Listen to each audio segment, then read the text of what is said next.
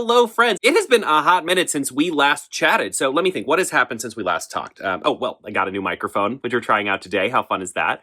And, I had a birthday, and I turned a different age than I was before. And let me see what... I was diagnosed with autism. So that's fun.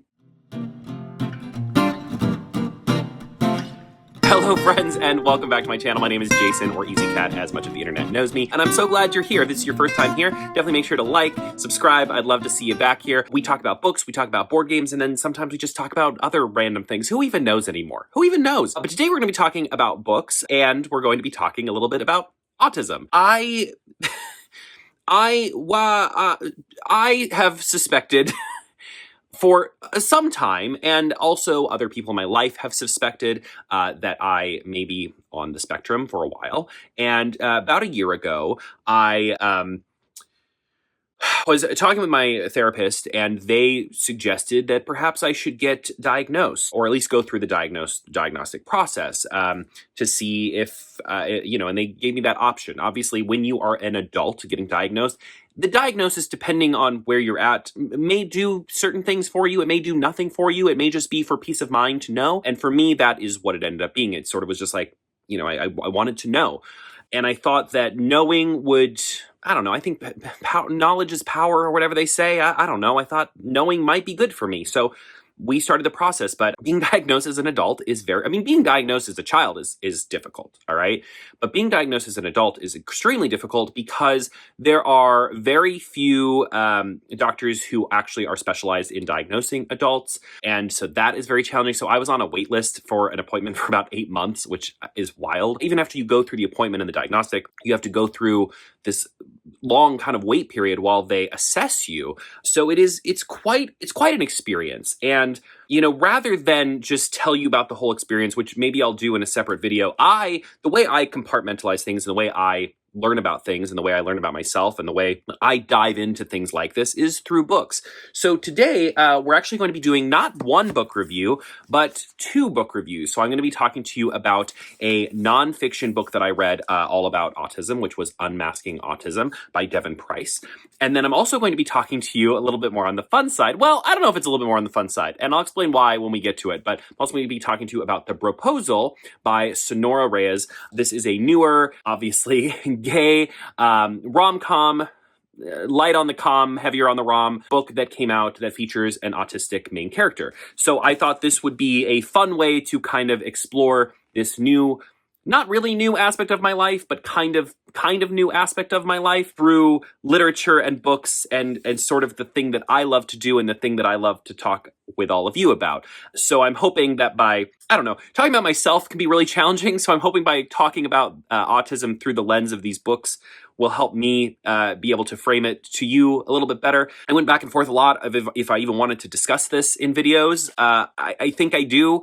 I've talked about the process a little bit more on like Threads and Blue Sky just as I was going through it. And I will say, as scary as all of this is, and as learning any big new thing about yourself when you're a fully formed adult is really scary, right? I think, I've talked about before, I've recently read some books about adults who late in life realized, or came out or realized that they were queer. And that in itself is really scary. And to me, this kind of is similar. It's sort of, I would liken it a lot to being gay, actually, for me personally. And obviously everybody's going to be different. So if that's not how you process it, that's okay. But this is how I process it, which is that it's something that has been part of me my entire life.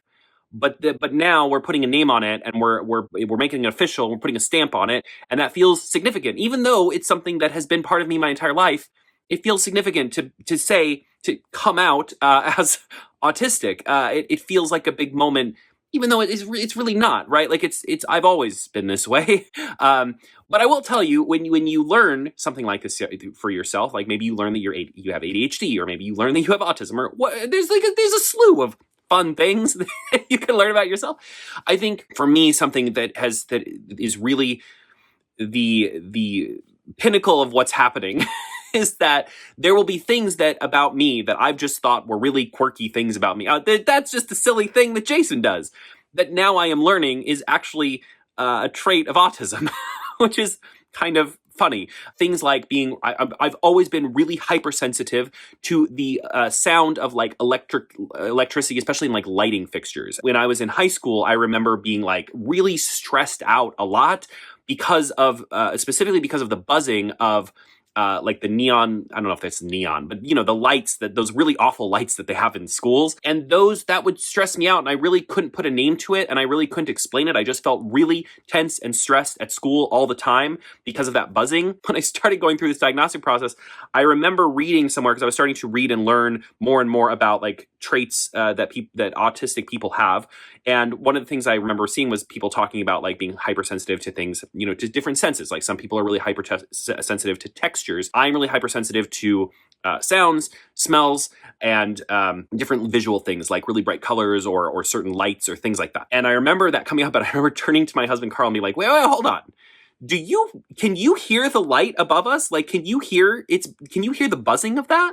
And he was like, I mean, he like tried for a second. He's like, not really. Are you sure? He was like, are you sure it's not the washing machine? I'm like, no, it's the light. And it was this sudden like aha moment. And so there's been a lot of things like that where I've suddenly started to realize there are things about me that I thought were just like quirky, silly things. And they are quirky, silly, some of them, but actually it's because I'm autistic. So that's fun. With all of that in mind, let's jump into these book reviews. I will say that I knowingly went into Unmasking Autism with the knowledge that I was going through this diagnostic process. And this was actually recommended to me by the doctor that I've been meeting with to do my diagnostic. And I did some tabbing of this book, and I thought this book was excellent. And I think if you are someone who is going through an autism diagnostic, or if you are an adult that is living with autism or whatever it may be, I think you might really enjoy this book. This book is very inclusive, and I think that is probably my favorite thing about it. It talks about autism in a very real, modern day way from a perspective of inclusivity and looking at autism not only through your everyday lens, but also through like a queer lens. There's a lot of discussion about how autism is seen and dealt with in communities of color. And I thought that was really well done, because there are a lot of people, there's way more people in the world that have autism, that are autistic, that are not diagnosed with it. And it's really just the simple matter of that getting diagnosed is not super accessible for a lot of people. And a lot of people, because of their background, depending on who you are, like I know that a lot of my family and my grandma and people going back will just say, oh, suck it up. That's you just being dramatic. Suck it up. That's not a real thing. And especially, I really think autism and things like ADHD really fall into that category where, because they're not newer, but because the open discussion of them is a little bit newer, there are people in a lot of people's families that will just be like, that's not a real thing. You're just being dramatic. You're just being, and I think this book really discussed, how that can be challenging. You may notice me kind of getting a little hung up on words and the way that I talk about autism and the way that I'm talking about autistic people. And I think that's because this is all so new to me. I am still kind of wrapping my head and my language around the way that this is discussed. And I would ask for your grace as I do that, because it is something that I am very actively working on. And I think it's interesting because it's not just about me specifically talking about autistic people in a way that autistic people want to be just talked about, but it's also about me kind of figuring out like my identity and how I fit in all of this. So it's a very complex string of emotions and ideas and kind of sorting. I feel like I'm in a room just filled with file folders, and I'm kind of sorting through all of them to kind of try and put them in order. But it's a mess in here, and I mean it's a mess in here, but also in my head it's a mess in here, and I'm just trying to sort it all out. So I really loved this book, and I loved it for a lot of the reasons that I just mentioned, which that I really think it felt like a crash course to me. It almost felt like a better version of those pamphlets that you might pick up at the doctor's office that's like, so you've got autism, what's next? This kind of gave me the feeling of something like that, but in a very good way. I want to discuss some of the ways that it did that with you. If you don't mind, I'd like to discuss some of those things with you here in this video where we discuss this book. So I think the number one thing that Unmasking Autism did for me was to dispel a lot of misconceptions that I personally had about autism, and a lot of misconceptions that I think a lot of people have about autism.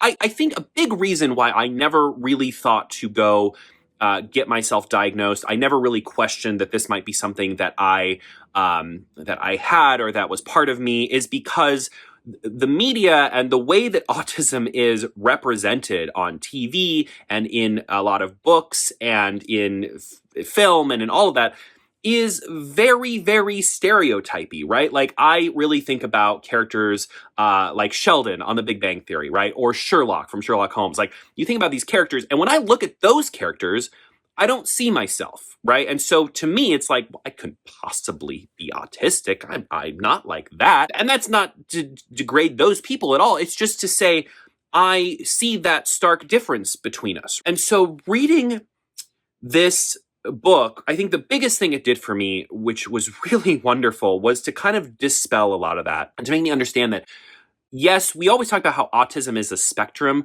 but to really understand what that meant and how I fit into that, and understanding that there are a lot of people like me who have a lot of these traits of autism, but are in a different place, or they present in different ways, and they aren't this one very stereotypically male version of what we have kind of come to think of when we think of autism. And I think that was really, I think this book really showed me the diversity of autism. I think that's the word that I want to use here, of understanding that autism is so much more than this really cookie cutter outline that we see in the media. And yes, that is autism too, but autism, that's like one point, it's like one star in a constellation of autism. And that was really powerful for me, especially as I was kind of trying to understand this. And like I said, especially as I'm coming to understand that so many of these traits that I have are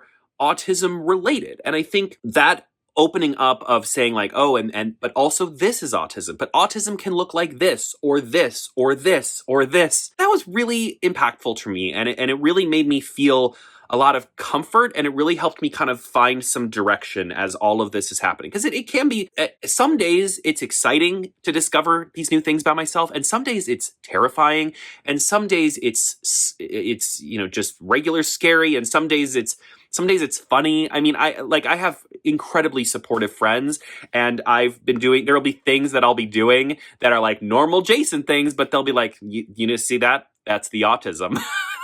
And it's funny, and I appreciate that I have friends that I can joke and laugh through this like very weird time with. To me, that is so helpful. It's really helped to lighten this, potentially very scary thing for me. I think the book does this in a really good way because there's a lot of the book that is told through stories. So there are parts of the book that are told through, science and through some charts and things like that. But there are also parts that are just told through stories of people that were interviewed for the book, and those people's stories and how they came to realize that they have autism and how autism affects their life. And those stories of real people were more powerful to me than any of the charts or graphs or things in the book. And there are some excellent, that is to say, there's some excellent charts in the book. I highlighted a lot of them. I marked a lot of them because there were a lot that I thought were really good, but nothing was quite as impactful to me as those stories from real people talking about things that I felt I immediately related to. I was like, oh yeah, that's me. I hear you. I get it. And even though I have not met any of these people, reading about them and sharing that life experience so quickly after being diagnosed was really helpful and brought me a lot of comfort. And so I really appreciated that. What else I liked about this book is it covered a lot of different sections of autism and a lot of different ways that autism presents itself. And it gave a lot of recommendations of ways to, I don't know if cope is the right word, but ways to deal with maybe that type of, if autism is presenting in you in that type of way. So for example, there's a whole chapter about people pleasing and how sometimes people who are, people with autism can, autistic people. I'm trying to reshape my language because what I've recently learned, which I never knew before, is that when we talk about autism, we want to talk about autistic people rather than people with autism. We're trying to avoid people first language because that is used by a lot of people who want to treat autism as this thing that needs to be treated that is awful and bad. And a lot of treatments for autism, especially in kids, are very damaging and very destructive. And so I am learning, I am unlearning and learning to reshape my language in a way that is correct. And of course, that takes time. So if you hear me stumble, just know that I am working on correcting language that I have grown up my entire life with and never realized that it was a problem. And now I am reframing that thought process, and it just takes a little bit of time. So again, a little bit of grace, bear with me. I am doing my best. But like I was saying, I think there's like a whole chapter about people pleasing and how that can manifest and how that can be damaging for people, and ways that you can shift the way that you do that, or shift the way that you perceive yourself doing that, in order to avoid doing that to the detriment of yourself, right? Like people pleasing so much that it ends up being hurtful to yourself. And there are a lot of different chapters about different things like that, and ways to cope with them, and ways to kind of shift your mentality, and ways to think about these things. And I really loved that. I really appreciated that. And at the same, because I would see myself in it and I'd be like, yeah, that's something I do. And then it would be like, instead of telling yourself this thing, tell yourself this thing instead, right? It's all of the ways of kind of reshaping your mind and reshaping how you think about these different things was all very positive, and it was all very like for the betterment of self. It was all, none of it was like you're bad and the fact that you do this thing is bad, so you should stop doing this bad thing. It was, hey, this is a part of you. Here's how you can shape yourself to still have that be a part of you, but in a way that is positive for you and not negative, which it possibly could be. I really liked that a lot. I think I highlighted so many things. I outlined so many things. By the way, I also want to mention, I should have mentioned this at the start because it doesn't really fit in with what we're saying now, but you know what? Here we are. We're just chatting. We're on the floor surrounded by books and this thing. We're just chatting. Something that I thought was really cool is when I started reading this book, I told my mom that this was the book I was going to start reading, and she ended up ordering the book to read herself. My mom is not a reader, okay? Like, she will sometimes pick up a book, but it is rare. Like, reading is just not her hobby, and that's okay. Like, my mom loves decorating cakes, and she loves crocheting, and we share in common that we like watching paranormal detective shows, okay? But, like, reading is, like, my hobby. It's not her hobby, and that's totally okay. But the fact that she was like, I'm going to pick up this book and read it with you, I thought was really cool. And I think it's also really cool because when I first brought this topic up to my mom, because you have to when you're going through the diagnostic, you're also asking questions about like family history, right? Like, do you have has anyone in your family been diagnosed with autism, right? And my mom was like, well, no one in our family has been diagnosed with autism. Why do you think you have autism? And so I started listing some of the things that I talked about with my therapist and things that were the reason that I started, going after going through a diagnosis. And she was like, well, I do that. Well, I do that. Well, I do that. And I'm like, I know. I know, Mom. And I think it's especially funny because even more than my mother, a lot of the things that I read about, I specifically see in my grandma. And I'm just like, we're just a whole family of undiagnosed autistics just out here doing our best. And how fun is that?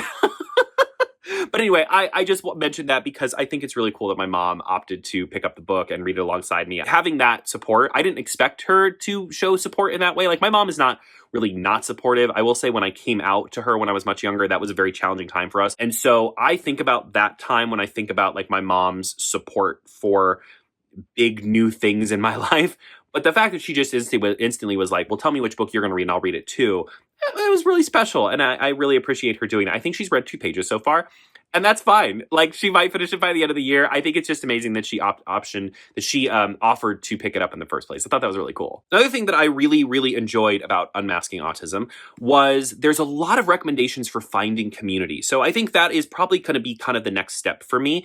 I've already kind of started this process. So I like I said, I've talked about autism on Threads and Blue Sky a little bit when I was going through my diagnosis. I think that for me, the next step is finding community. And I think because I'm a content creator and because this is my job, is to like make videos on the internet and talk about books and board games and other silly fun things that we talk about, I think the internet is probably where I'll find my community, right? I don't necessarily want to go find an in-person community. I'm not really an in-person community person anyway. I think it's interesting that I love board games so much because those do require a lot of in-person community. But it's interesting because when I go to board game conventions, the whole point is to play games with new people. And that is kind of a struggle for me. Like, I will always, always, always choose to play games with people that I know. And when I play games with new people, it is always because somebody in my group or my husband like brings them into the, it's, oh, this person, let's have this person play. Or, hey, just, do you want to play? Like, I am almost never the person to invite. Like, hey, random person, do you want to come play a game? And when I do it, it's a surprise to everyone. Sometimes I'll do it. Sometimes I'll get real saucy and I'll be like, hey, random person who just walked by, do you want to come play a board game? No one is more surprised that I do that sometimes than I am, because I'll do it and then I'll immediately be like, what demon just infested my brain and made me invite a stranger to our table? So I say that because I do think it's interesting that I love games which have such a social aspect, but I don't love the social aspect of them, if that makes sense. I should correct that. I love playing board games with people I know, but playing board games with new people always causes me some anxiety, which is horrible because that's how I meet all the people that I end up knowing to play games with, is by playing a game with them for the first time. So it's a very complex situation, but I digress. Back to the book. There's a lot of recommendations in this book about how to find your community, and one of the ways is to find community in the things that you already have community in, right? Like, so for me, I might start to find community with people, with autistic people in the board game community, or in the book community, or in these different spaces where I already have community, kind of finding that carved out niche. I will say, I already know for a fact that I have a couple of friends in the book community who are diagnosed autistic, and I'm not naming names because that is not my business to share with you, but I just wanted to clarify that, because if they're watching, I don't want them to be like, is he gonna say my name? Is he gonna share that with everybody?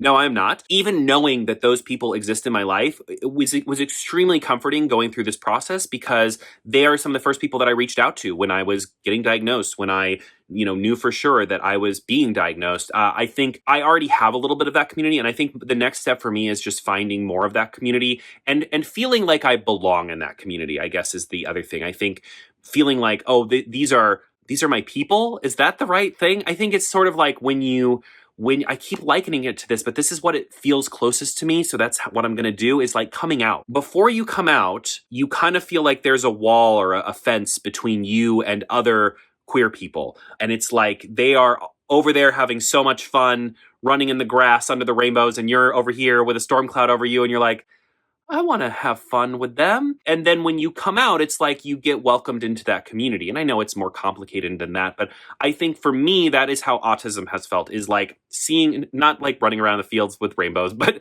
seeing autistic people and feeling so connected to them. And I think this first manifested on TikTok because I follow a lot of content creators that are autistic. You know, when you watch something a lot and you think in your head, you're like, yeah, I do that. Yeah, I do that. I get that. Like, you feel so connected, but also at the same time, it's like, there's still this wall between us. Like, they are autistic, I am not, but we share this thing in common. Only to find out that actually there's not a wall between us at all. The reason I have so much in common with them is because I am also autistic. So I think for me, that next step is like stepping into that field with my people and feeling connected with that community. And I don't know how that's going to go, but I'm excited about it. I think I'll report back and tell you how it goes, I guess. But most of all, I think what really helped this with this book, that was not a sentence. Most of all, what I think I really appreciate this book for is I feel like this book was my first step of accepting myself with autism. You know what I mean? It's not, yes, I learned a lot about autism, and I learned a lot about autistic people.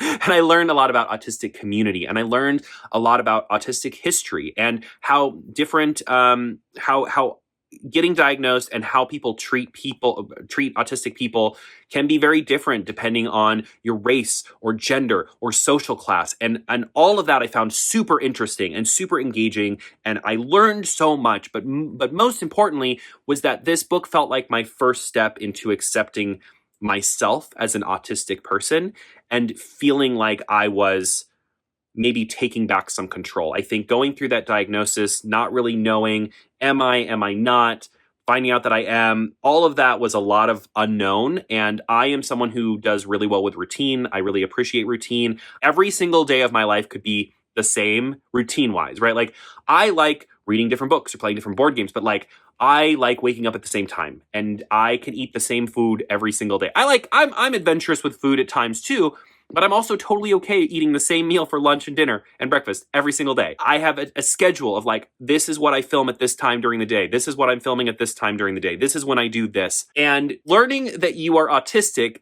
is outside of the everyday routine of normal life. And so it felt it felt like this big bowling ball kind of going through my life, even though, like I said, getting diagnosed has not changed a single thing in my life, right? Like realistically, nothing has changed. And yet everything has changed. And this book really felt like a first step on that journey to accepting myself. And I think that was really powerful and really wonderful. I would recommend this. It's not like I think there is like a young person's version of it, I think. But this is a book that is really catering to adults, like adults with autism and adults who are being diagnosed with autism, or the families and loved ones of people who are being diagnosed with autism. Like it definitely is really great if you yourself are being diagnosed, but also if you have someone close to you who's being diagnosed, I would still recommend this. Like it does a really good job of breaking down a lot of barriers, really pulling apart all of the things we think we know about autism because we've seen it on TV and movies, and what autism really is and what autism really looks like. And all of that was really wonderful. And I appreciated this book so much for it. And I'm so glad I read it. And I like I said, I highlighted and tabbed a lot of things. I'm sure this is a book that I will return back to a lot in the coming months and years. So yeah, that's Unmasking Autism by Devin Price. Now we're going to super switch gears and talk about the Broposal. So while I picked up Unmasking Autism because I was being diagnosed with autism and because my doctor had recommended it, when I picked up the Broposal, I picked it up because it looked cute and gay. And I only realized when I started the book that one of the characters has autism. And I thought, well, this is actually really cool. And what a great moment for me to pick this book up as I'm going through all of this. So let me give you a little bit of a breakdown. All right. I have to shift gears a little bit from talking about like nonfiction to talking about the Broposal. So let me break it down for you. So we've got two characters. We've got Kenny and Han, and they are roommates. They've been best friends forever. Now, Han is straight. You know, Han is straight. Okay. And Kenny is bi. And Kenny is with this girl, Jackie. And Jackie, we're going to talk about Jackie in a minute, but Jackie is the absolute worst. Oh my God. And as the story goes, Kenny and Jackie end up breaking up because she's awful. And they've been together for a long time as well. So it comes to pass that Han is in the United States illegally, and he is really scared that he is going to be deported. And because his whole life is here, okay, like his entire life is here. He and Kenny are really good friends, and Kenny does not want to lose Han. So Kenny offers to marry Han to keep him in the States and to make sure that he can get naturalized and be here legally. And thus becomes their journey to, trying to like have a fake relationship. What's interesting is that everybody in their family, for the most part, believes that they're together because they have been so close and they're such good friends for their whole life. And so very few people actually question. They're like, only a couple people are like, are you actually just doing this for the paperwork? But most people just believe that they're together because they've been so close their entire life. In the process of this, of course, a lot of things happen that make this really challenging, and most of them are Jackie involved. Now, I want to note, before I get a little bit more into this review, that what I especially loved about Han being autistic was that he was a more unconventional autistic. And what I mean by that is he was autistic more in a way that I'm autistic. And he didn't feel like this cookie cutter stereotype character that we've seen a million times before. I felt very connected to this character from an autism standpoint. And I really loved that. And I will also say he mentions, I think he only mentions one time at the beginning of the book that he is autistic. And the rest of the book, they never mentioned the word autistic again, unless I missed it. But really, you're just seeing it come through in the portrayal of the character. And I thought that was really cool. You also see it come through in the way that Kenny treats Han. Like Kenny will often, because Kenny, secretly loves Han, obviously. Kenny will sometimes do things or say things to Han that he knows will be helpful to Han because of Han's autism. And that is really beautiful. And at no point are they like, hey, I think we should do this, and I think this would be really helpful to you because you're autistic. It's just like a part of, he knows it's his best friend. So he knows like, hey, at one point he says, if you become nonverbal, just, do like, give me this motion and I'll know that you need my help. It's like a quick throwaway line, but it also just means so much. And it shows how much shows how much Kenny cares for Han. And it's really beautiful. So I think reading this at a time like this, when I was at the same time unmasking autism and understanding what autism really looks like in the grander world, and how autism manifests so differently in so many different people, it was great to see a character in this book with a less I hate saying more conventional. I don't like, that doesn't sound right to me. I want to say a different word, because I don't ever want I don't want it to feel like I'm saying there's a normal autism and a not normal autism, because that is incorrect. That's not what we're doing here. But a more relatable to me autism. I think that's maybe a better way to say it. I don't know. Like I said, I'm still navigating all of this. Be patient with me. I'm doing my best. I think I'm scared to talk about having autism on the internet. Less because I don't really care if people judge me for being autistic, but I'm scared to misspeak, and I absolutely don't want to offend or hurt anyone as I learn to talk about this all correctly. But also, I don't think you learn how to talk about something correctly unless you talk about it. You know what I mean? Like, the only way for me to get better at having these discussions is to have them. So think of yourselves as my guinea pigs as I navigate this kind of scary new aspect of my conversation skills, I guess. Thank you for being here. Thank you for your time. What are we talking about? Oh, right, this book. Okay, let's get back on track. Okay, so there's all of that. Now, what I want to say is this book, look at this book. Look at him with your eyeballs. Oh, sorry, I have cinematic on. Let me pull back a little bit. Look at him. He looks so sweet, so cute, so nice. What a nice little book about boys who love boys. This book is not nice. Okay, what I almost want to like give you like a little bit of a trigger warning here, because not almost, I am going to give you a little bit of a trigger warning. The things that happen to these characters are really difficult. Like, they go through some really awful stuff. We're dealing with not the two main characters specifically, but we have some issues with parents. We're talking about substance abuse at one point. We are talking about ICE and deportation, which is a very hot button issue always, but in this book, it's a very prevalent threat to these characters. And I think, especially right now in the United States, it's a very intense thing that we are dealing with. And so going into this book, I think it's important you know that this book it looks real cute and comfy and cozy, and it has cute and comfy and cozy moments, but there's also some really heavy topics that are dealt with in this book, and I was pretty surprised by that. I think when that stuff started happening, I was like, holy crap, like these characters like going through real, like really, really challenging things, and I loved it for the fact that the things they're going through, I think a lot of them are very real, that people do go through, and it's very real, and it's very raw, and it's things that people have to live with, and it's very challenging. But at the same time, I was like not prepared. I was like, oh my God. There might have been a trigger warning list at the beginning, and then I maybe just didn't see it. Oh, there is an author's note. So the book does warn you. So there's that. But I don't know. I was listening to it on audiobook while I was like out for a run, I think, when I started it, and I just missed that. And so when it started happening, I was like, whoa, what is happening? The other thing that's important about this whole, like, the book is much darker than I expected, is the character of Jackie is like a true villain. Like, she is so truly awful. Oh my God. I hate to bring up anything from the series of She Who Must Not Be Named, because I don't want to give her any attention on my page ever. But the closest thing, the whole time, the only thing I could think to compare her to with how awful she is Professor Umbridge, okay? I'm just going to mention that really quick, and then we're going to move on. But that is the level of evil we are dealing with of this girl. She is super abusive to Kenny, emotionally and physically, and that is discussed quite a bit throughout the book.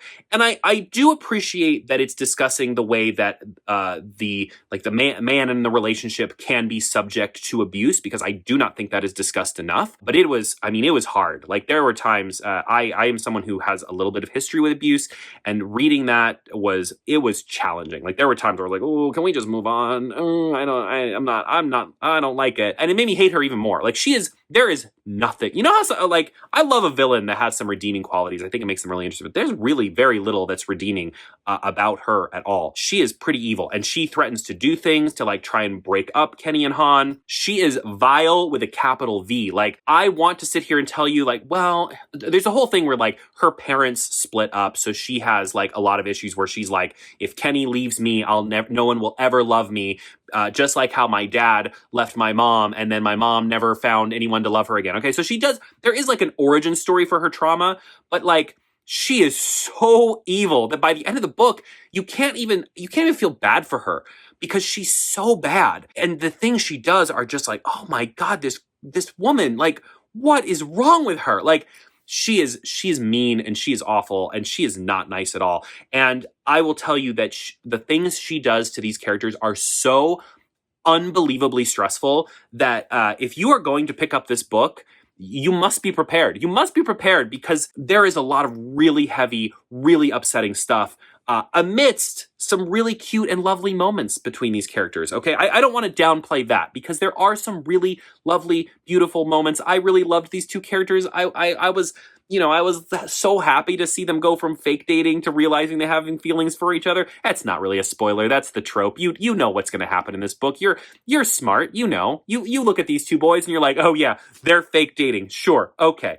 But, like, going through that process was lovely, but it also involved a lot of really intense stuff along the way. The other thing I want to mention about the book, I don't know how much I'm allowed to say this on YouTube, so I'm going to be a little vague because I don't really know how the community guidelines situation works here. Kenny has a backpack that he takes with him when he is going to be physical with someone, and that backpack has items in it that are a little bit spicier. They're a little bit on the spicier side. Can I say the word kinky? I don't know. I'm going to say it once. I'm going to just drop that there and let that little play in your mind, okay? And yes, the book has a little spice to it. It sure does. Not a ton, but a little. And when the spicy moments come up, that backpack comes into play. Now, I'm totally fine with that. I've read other books that go way more intense in that realm than this does. I did think it felt out of place. It feels out of place because they're dealing with deportation and this, like, crazy ex-girlfriend who's doing these awful things,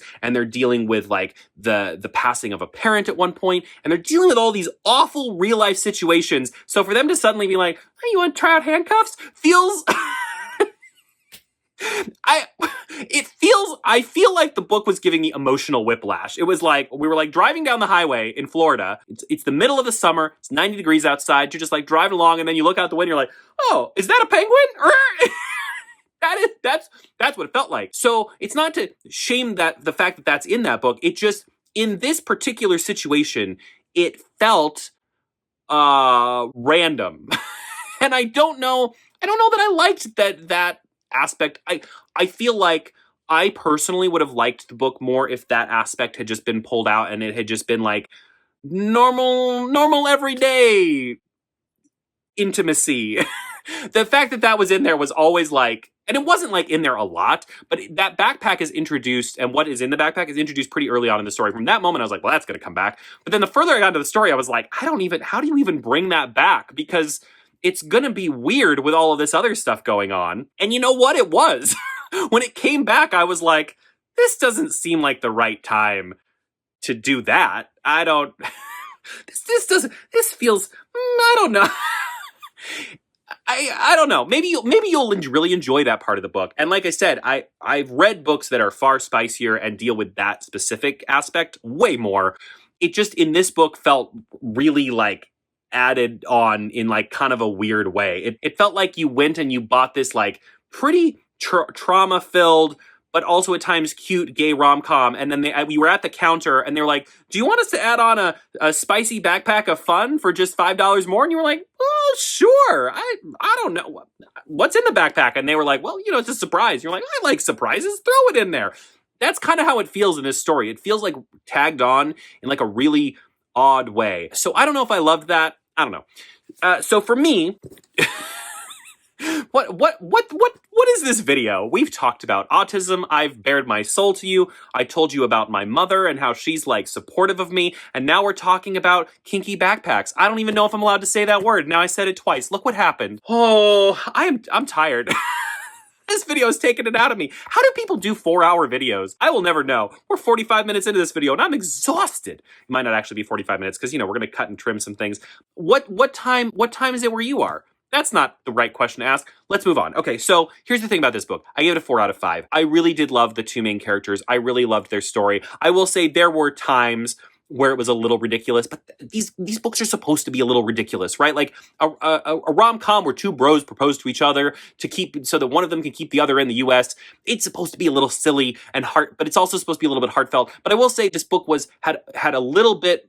The level of dramaticness in this book was a little bit higher than I expected. And I do think it was all handled very respectfully and very well done. And I really, especially knowing a little bit of where the author is coming from, I think it was important to include a lot of these things in the book. I'm glad that they were there, but just know if you're going into the book that they are there. And it's a lot more intense than you think, than from looking. I mean, this looks like a Becky Albertalli cover, right? This looks like cute, happy, fun time. There is a lot more intense adult stuff in this book than I expected going in. But I do think all of those aspects were handled really well. So does that make sense? I hope it does. And there's a backpack of fun that I have mixed feelings about, but maybe you'll like the backpack of fun. Maybe you're a lover of fun backpacks. I don't know your life. I just thought it was a kind of a weird addition to this book specifically. I don't know. You let me know if you read the Broposal. It is a fun title to say. The Broposal. You let me know what you think. I'd love to hear it. And that is my review of Unmasking Autism and the Broposal. Two very different books, but two books that I read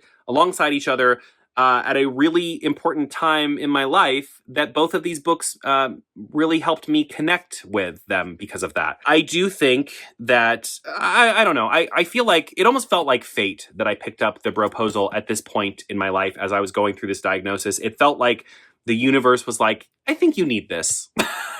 I think this will be helpful for you. And it was nice to read something that was nonfiction that was kind of like helping me dissect all of this, while at the same time being able to connect with a character like this in this way. I thought that it was a very nice juxtaposition of these two books. I don't even know if that's the right word to use here, and I messed it up. So now it's extra obvious that I used it, and it might not even be the right word to describe what I'm talking about. That's embarrassing. I want to thank you so much for watching this video. I do have a couple more videos planned for you in the next month. I am going to be traveling a lot. The last week of February and the first week of March, I'm going to be traveling both of those weeks. It's like the longest I've been away from home for like in a long time. And I'm doing 2 separate trips. I'm excited for both of them. However, it does mean that my schedule is going to be a little bit crazy. So I am going to attempt to get one more board game type video out for you guys. And then Carl and I are going to be doing our monthly review of my Easy Cats book club pick this month, which was James by Percival Everett. So we're going to do our review of that as well. And I should have that up for you before the end of the month at some point. So I'm excited for that. Like I said at the beginning of the video, please make sure to like and subscribe. I'd love to see you back here for more of this. Do you have any books that you would recommend that you have read that deal with autism? I'm very curious to read more of them now that I'm kind of exploring that aspect of myself. And, you know, like I said at the beginning of the video, the way that I explore things I'm interested in or explore aspects of myself is through reading. So that is probably something I will continue to do as in the coming weeks, months, and years. So if you have any recommendations, feel free to drop those as well. I hope I get to see you back here. Let me know if you're reading anything good at the moment, and I hope you have a wonderful rest of your February. We will talk very soon. And as always, happy reading.